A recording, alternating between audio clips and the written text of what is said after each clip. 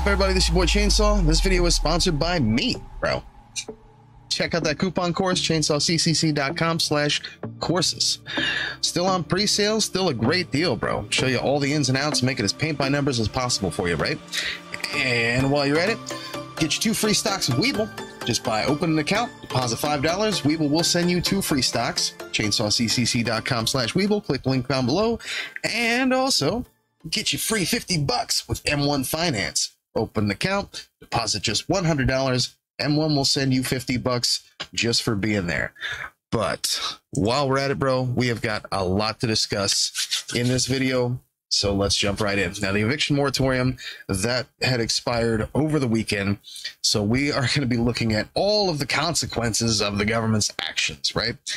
Like I say, we've got a lot to unpack, so let's just jump right into it. Firstly, let's jump into the MOUR chart. Now, this is going to be over the last 8 months. Essentially, it's going to show 6 months at a time because the next posting here for MOUR is going to be coming out. Let me pull that up on August. No, for July is coming out on August 20th. So on August 20th, we'll know a little bit more about what happened this last July, right? But let's take a look at this, shall we? So this is the Missouri unemployment rate reported by the Missouri Department of Labor, also by the U.S. Bureau of Labor Statistics, right? Now, keep in mind, it was May 11th when Governor Parson announced that he would be slashing federal unemployment benefits for Missouri families affected by the pandemic. And that was going off the numbers that we had here from in April, right? Because it was just 10 days later that we received the information that unemployment had gone down an additional 0.1% from 4.2 to 4.1%.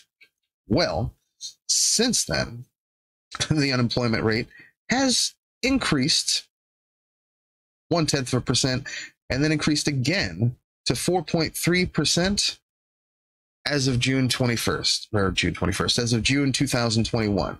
And the last time we saw 4.3% was in January and February of this year. So that's just fun stuff to keep in mind in general, right? So let's take a look at the actual numbers. This is a breakdown from the U.S. Bureau of Labor Statistics, right? Now, what we're looking at here is an actual breakdown of the civilian labor force. This is everybody who's in the civilian labor force, and I mean everybody. This does not include folks on Social Security, the retired. This does not include the homeless. This is only people who are either employed or unemployed. They're either 1099, they're W-2, or they're on unemployment, okay?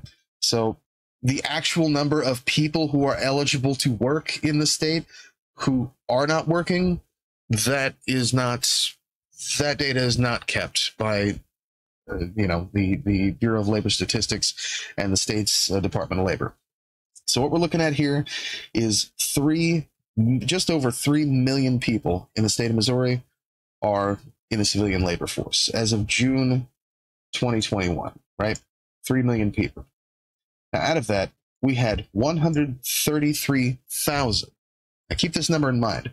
133,000 individual unemployment claims that were filed in the month of June. Now, again, the data for the month of July, that's going to be coming out in the preceding weeks, and you better believe your boy Chainsaw is going to be there for that.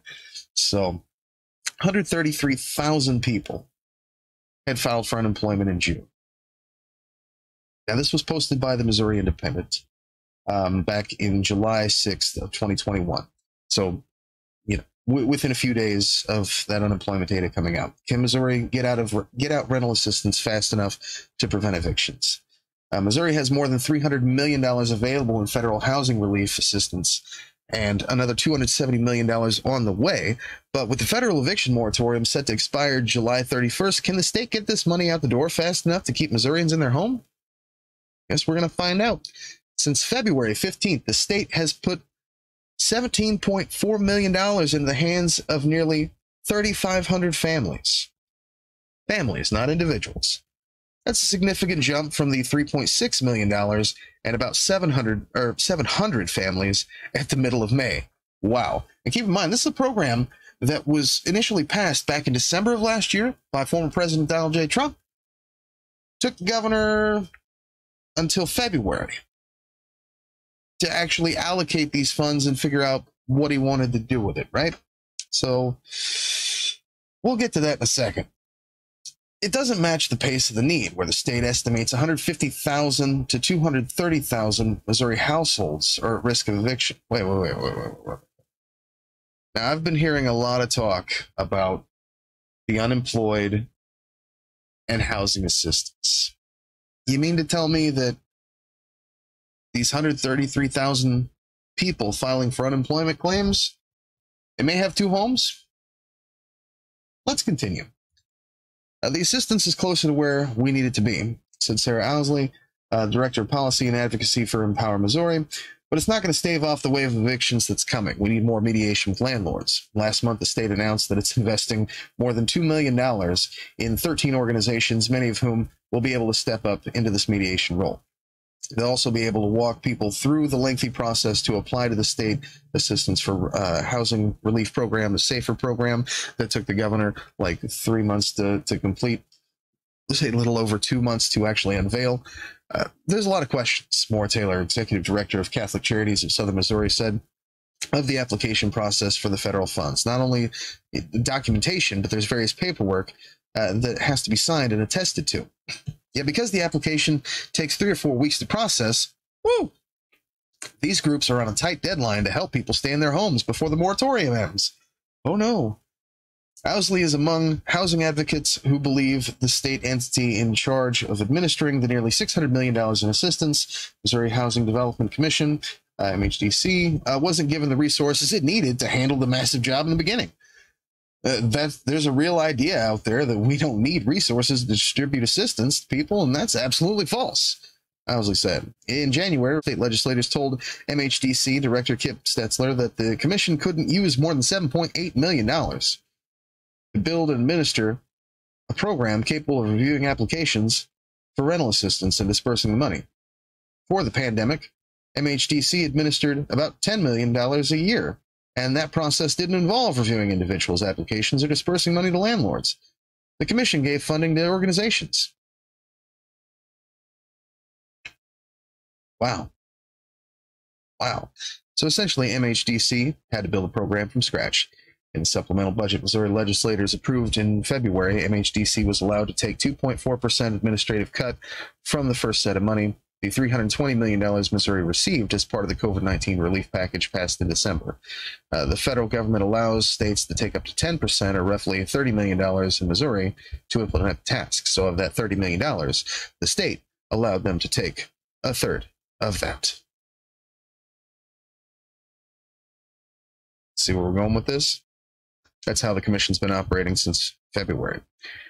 However, according to state budget approved by lawmakers in May and signed by Governor Mike Parson last week, again, this is July 2nd, thank goodness, MHDC will now be allowed to spend up to 5% on administrative costs for $324 million. Okay, so essentially they're given a fraction of what they're allotted by the federal government to operate this stuff. And they've been seeing for months that there's a problem getting funds out to people. So we'll just increase that by how much? Okay. So MHDC spokesman said the commission cannot say if it will spend much more to ramp up the program. He did say the commission will be contracting with more social service organizations in addition to the 13 to help outreach. The goal is to keep people in their homes, a spokesman for the commission said, and we work hard to efficiently use whatever resources are available to meet that goal, because that's the entire point. It doesn't matter how much money they spend. It's not the state's money. It's California's money. So thank you, state of California. I'm not really sure what the state of Missouri is doing with all these funds, but you know, because they cut unemployment too, and where'd that go? We'll get to that in a minute. Every month, the urgency becomes more dire to rental and utility assistance into the becomes more dire to get rental and utility assistance in the hands of families impacted by the pandemic. Taylor said there are so many households nationwide of all incomes that are 1 paycheck away or 2 paychecks away from not being able to pay their bills. Taylor said we really need to focus on getting the word out for people to call because the assistance is available. So folks just don't know, or they don't know how, or, you know, whatever, because Jefferson City is just doing such a bang up job keeping everything together and letting people know. I don't know if we're going to cut that down, you know, say by 60%, maybe use the other 60% that the federal government allocated for, you know, in advertising. You know, hell, post videos on YouTube. Who cares? You know, just get the information out there, because people don't even know what's available to them. But we'll get to that in a second, about what people don't know about what they think they know. The phones at Catholic Charities of Southern Missouri, which serves 39 counties, are starting to ring. Now that people are learning that the group can help navigate the SAFER application, because it's long, it's lengthy, it's crazy. The SAFER program provides money for rent utilities for up to 12 months going back to April 2020, and for up to 3 months in the future. State sends this money directly to either the rental property owner or the utility company. Due to federal requirements, a number of eligibility documents must be uploaded or provided. Typical application process takes approximately 3 to 4 weeks, according to MHDC. Great. If only they had some more folks in there working on that. A little bigger budget. It was already paid for. We're big on that here. I gotta say, we are big on having things paid for and just not doing them anyway, and then being real slow about it and wondering what the hell happened. Previously, people were largely on their own to go to the state's website and navigate the process, which is always great. Catholic Charities is among the groups who will be scheduling sit-down appointments with people to submit the application. If you're doing that in person, Taylor said, it prevents the delay of sending information back and forth. Because when you don't know, you got to ask. And if you can't call, Greene County, which received relief money directly from the federal government this spring, was one of the first counties to hold sit-downs visits in March to ensure people got through the complicated process. We felt it was best to take an approach of having an expert who knew the program sit down and help applicants fill out the application instead of just asking them to learn about the program while they fill it out online, said Jeffrey Scott, budget director of Greene County. The contrary, the county was awarded $2.3 million as of June 28th, and the awards often go out the same week as the application interview, Scott said. Both Taylor and Scott explained that many of the people who are applying for these funds are families who have never needed assistance before the pandemic. If they were furloughed or laid off for a short period of time, they're behind, Taylor said, and it's going to be difficult for their incomes to catch up. So if we can use this funding to provide rent arrears and keep them stably housed, then many of these households can get back on track. In order to prevent an eviction, Taylor said, it's still very important for struggling tenants to fill out the CDC's eviction protection declaration form and present it to their landlords. Having an organization involved is helpful for another reason, Taylor said, and that is between the landlords, mediating between the landlords and the tenants. The application requires a commitment, some information from the landlords may, to be successful, because if the landlord just doesn't feel like it, the tenant is just screwed. That's a real thing. And we'll get to that in a minute. The nonprofits that are doing this work, they're already trusted community partners in the communities, she said. They're already working with many landlords already and have relationships and may be able to assist in streamlining that process. Lad Gross, a community outreach specialist with the St. Louis Mediation Project, said his voicemail is already full from people inquiring about getting help with the application. For the last several months, Gross and others have been volunteering their time to work with the project. The partnership with the state will not allow them to get paid for their mediation work and hire more staff to help process the applications. Yep. Not even their money. What the hell?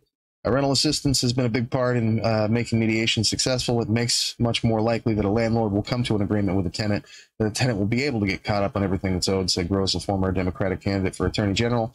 So it served a huge purpose in housing stability, which was the entire idea behind all of this in the first place. So that was July 2nd. Let's cross over to July 22nd. Getting a little bit closer. States still lag in getting assistance to struggling renters, federal data shows. I mean, why not? What's changed in the last several months? What's going to change in 20 days, right? State and local officials dispersed $1.5 billion in rental assistance during June to help households falling behind on rent utilities, more than during the entire previous 5 months, according to U.S. Treasury data released Wednesday. That progress is getting slow-moving federal dollars to struggling renters. Comes as the Biden administration and housing advocates have been scrambling to avoid an eviction crisis. It's coming up real soon. Oh, wait. And the national moratorium expires at the end of this month. June, 290,000 U.S. households, not individuals, receive help from rental assistance money provided in the federal COVID-19 relief laws, according to the Treasury. That's an increase from 157,000 households in May and 100,000 households in April. But the money that has reached renters so far, a little more than $3 billion, is just a fraction of $46 billion approved by Congress. Of that figure, $25 billion was approved in December, and another $21 billion in March. Across states, analysis of the data by States Newsroom found the progress is deploying those dollars has been spotty. Missouri got $14.7 million in the hands of struggling residents between January 1st to June 30th. The Independent reported this month the state has seen a significant jump in assistance distribution since the middle of May, when only $3.6 million had been awarded to about 700 families. That number currently sits at $24 million awarded to nearly 5,000 families, according to the state's dashboard. However, it does not match the pace of the need, where the state estimates 150,000 to 230,000 Missouri households, not individuals, who are at risk of eviction. And there are 133 individuals who claimed unemployment by our last records. So these are people who are not filing for unemployment. These are just people. And the data shows, as the data knows. Pennsylvania ranked 5th nationally in the rental aid paid out in June, pushing out more than $45 million compared to the roughly $19 million the prior month. North Carolina paid out more than $30 million in June after paying $8 million in rental aid in May. Bang up job here. Same time, a handful of states, including Nevada and Maine, paid out less in rental assistance in June than they did in May. Local governments are also distributing rental aid in some states, and in Nevada, localities did pay out more in rental aid in June compared to May, based on Treasury data. Well, they're also having a little problem with COVID right now, so there's a map for that. Maybe we take a look at that later. And nationally, only 15 states distributed more than $10 million in June, according to the data. Meanwhile, millions of Americans are still struggling to cover their housing costs. As of July, 7.1 million renter households were behind on rent, according to U.S. Census Bureau data. Some 3.6 million said they were somewhat likely or very likely to face eviction in the next 2 months. The states and localities are getting their money out as fast as they can to people that need it, but there's still a long, long way to go, said Will Fisher, Senior Director of Housing Policy and Research at the left-leaning Center for Budget and Policy Priorities. The attempt to get aid to tenants has underscored how, in too many jurisdictions, rental assistance and eviction diversion programs have long been underfunded and non-existent. Fisher said the lack of infrastructure increased the time, well, yeah, non-existent, that sounds like us. That lack of infrastructure increased the time it took for states and local governments to get the dollars to those most in need, because, you know, the governor wanted to drag his feet for like 3 months, and then it took him forever to actually administer this program. The Biden administration has sought to give those officials more time to get more money, money flowing, announcing last month that it would extend the national ban on evictions through July 31st. Administration officials have sought to provide more clarity to states and local officials on how they use the federal aid dollars. During a U.S. House hearing on Tuesday, Republican lawmakers sought to blame the Biden administration over the pace of that financial assistance. Representative Patrick McHenry, Republican from North Carolina, sharply questioned Housing and Urban Development Secretary Marcia Fudge about the funding, which is distributed by the Treasury, not HUD. So, great job. Fudge, a former member of Congress from Ohio, told lawmakers that the money was held up due to state and local agencies that didn't have enough capacity for their aid programs. I've been called mayors and governors and others to say, we've got to get the money through the system, Fudge said. So what we're seeing today is the number of resources that are getting out is increasing exponentially every month. So, you know, good. The money's getting out there. They're doing their thing, I guess. The federal government's at least putting forth some kind of effort. The state governments are just continuing to drag their feet, specifically the state of Missouri. As we know, their state government has been dragging their feet for months regarding everything. You know, in this video, I was going to show the increase. I don't think I have to, though. I was going to show the increase of deaths due to COVID-19, increase case counts, based on a 7-day average as we watch that from May to today. But I don't think we have to. I think it's very clear and evident what the problem is. It's very clear and evident what the problem is. And just in case you're one of those guys or one of those gals, or just one of those who wants to say, yeah, but chainsaw. These people who, despite the fact that there are like 230,000 people in the state of Missouri, or I'm sorry, 230,000 households in the state of Missouri who are in dire need of assistance, and there's like half of that number of individuals are filing claims on unemployment. Despite that,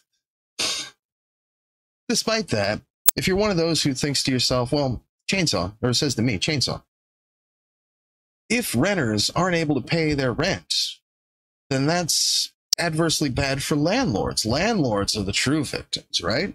I mean, you know this. You worked in real estate. That would be true. That would be true. If not for something that was already taken care of over a year ago. And again, signed by President Donald J. Trump. Mortgage forbearance changes the game. And that was signed by the president as of last year. And they put extensions on that. So let's just jump right into it. Mortgage forbearance period extended. New protections run through September 2021. Struggling to make your monthly mortgage payments? A new FHA extension provides more protections for homeowners. So here's the thing.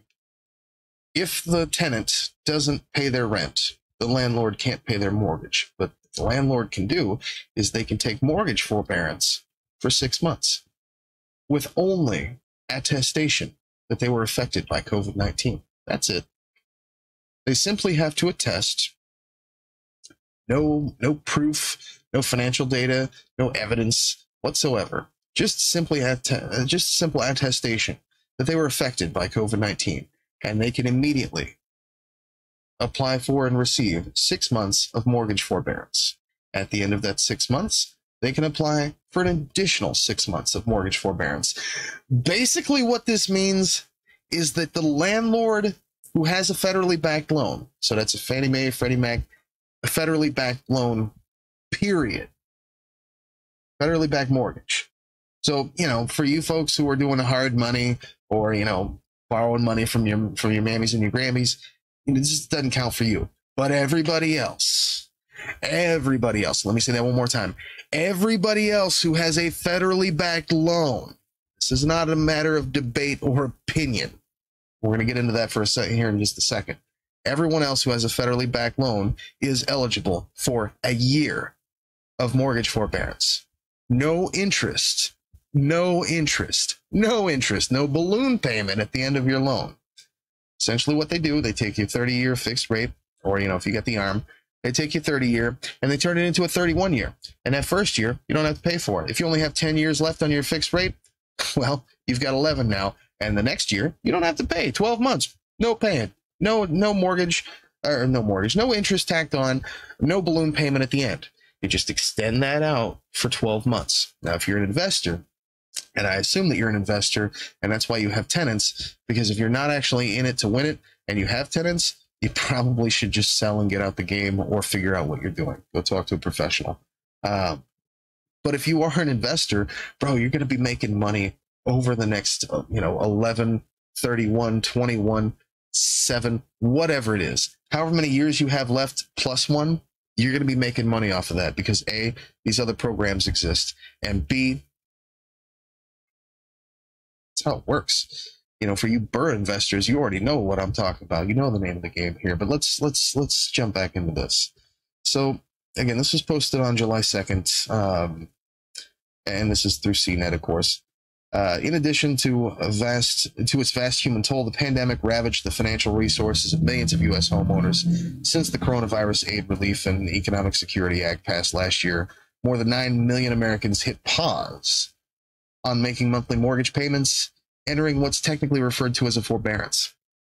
But there are hundreds of thousands of additional homeowners who may qualify for relief. The 2020 Urban Institute survey found that approximately 530,000 delinquent homeowners have not requested forbearance relief despite being eligible. Again, for the same reasons that people aren't filing for, programs like SAFER and the ERAP when they still had that, because they didn't know it was out there. And here's the thing. If you're an investor and you don't know what's going on, you've not been watching the news, first of all, I don't know what the hell you was doing in quarantine. Secondly, I don't know what you're doing at all. Like, you need to figure it out, bro. If you're an investor and you don't know about this already, like, there is something that you are doing that is not correct. So you should have known about this for well over a year now, because it is freaking August 2021. Now, the rest of you probably never heard of this before, and that's cool.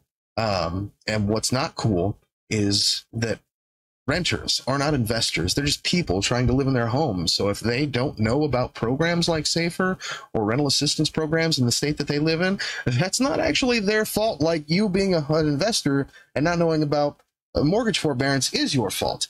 That's not their fault. That's the government's fault. And in the state of Missouri, that's going to be Mike Parson's fault. So do better, or quit, or we'll fire you. Figure it out. So there are hundreds of thousands of additional homeowners who may qualify for relief. A 2020 Urban Institute. Oh, we already went through that. Okay. Did we? Yeah. Yeah, we already went through that. All right. Why a National Housing Resource Center survey from last year suggested that homeowners may have feared having to make a significant lump sum payment at the end of forbearance, which is not a thing. Just demanded. I mean, it's a federal rule. Fannie Mae and Freddie Mac made sure, as of July of last year, that you do not have to pay that back in a lump sum. You just demand that. You just walk into your lender and demand that. Start slamming your fist down. Okay, don't slam your fist down on the cap, but just demand that stuff. No lump sums. I'm not taking, no interest payments. Just Google it, okay? It's actually just one of many options, or simply not known about the program. Others may have had difficulty connecting with their loan officer. The CARES Act homeowner protections were set to expire at the end of June 2021, but the U.S. Federal Housing Administration has announced additional measures for struggling homeowners. Highlights include a moratorium on single-family foreclosure, an eviction extended from June 30th to July 31st, an extension of the deadline to request mortgage forbearance from June 30th to September 30th, 2021. Isn't that around the same time that unemployment was supposed to stop? But again, this is why Mike Parson has got to do better or get out. The extension of a program to help homeowners reduce monthly mortgage payments by 25% or more. Now, whether you've already resumed making mortgage payments, are still in forbearance, or in danger of defaulting on your loan, there are new protections for homeowners like you. Read on the list. Entering into forbearance allows you to hit pause on making your monthly mortgage payment. The missed payments go into a separate loan bucket if you have a federally backed loan, or move to the end of your mortgage term with Fannie Mae or Freddie Mac. In both cases, forbearance has a 0% interest, in most cases being that you didn't request that. Demanded. It's the law now. No fees, and is repayable when you refinance, sell, or when your mortgage term ends. A few other important things to remember, to know: accepting forbearance assistance won't hurt your credit score. Won't hurt your credit score. Won't hurt your credit score. If your account is current when you enter forbearance, your loan servicer cannot report a pause in payments as delinquent to the credit reporting agencies. If you're behind on your mortgage when you enter forbearance, your loan officer cannot report your account as more delinquent while your forbearance period is active. You can find additional information about this Consumer Financial Protection Bureau. You will not be required to repay your missed payments in one lump sum. Legal proceedings, like foreclosures, are suspended. The U.S. Department of Housing and Urban Development offers resources to help you navigate the process. HUD has a website to help you find a housing counselor near you for people who need assistance individually, said Alana McCargo, a HUD senior advisor for housing finance. If they don't feel like they have enough information, local housing counselor will work with them and the servicer to get them in the right space. What are my options? On June 25th, the U.S. Federal Housing Administration announced the latest relief options if you're struggling to pay your home. Here's an updated overview. Existing forbearance, depending on your loan servicer and how long you've been in forbearance, you may qualify for an extension to help get you back on your feet. Table above lists your choices, and if you don't see an option, Avocado urges homeowners to reach out to HUD or a housing counselor.